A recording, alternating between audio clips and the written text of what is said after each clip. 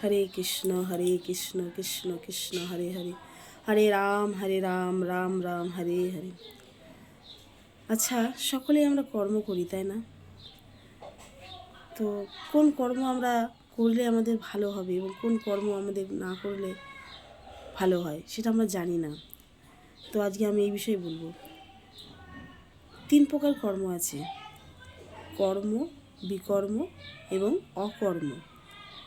কর্ম হচ্ছে স্বাভাবিক এই দেহ পালনের জন্য যেই কর্ম আমরা করি সেটিকে কর্ম বলা হয়।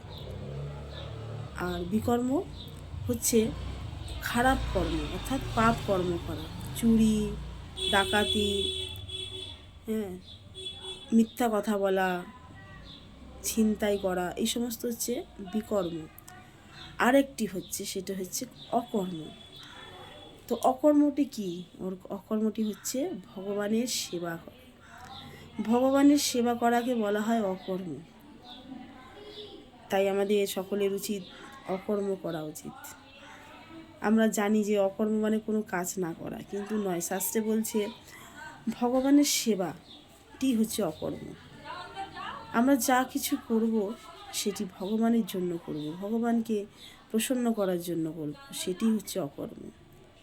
তাই আসুন আমাদের সকলের মিলে আমরা অকর্মে লিপ্ত হই, অর্থাৎ কৃষ্ণের সংসার করো ছাড়িও অনাচার।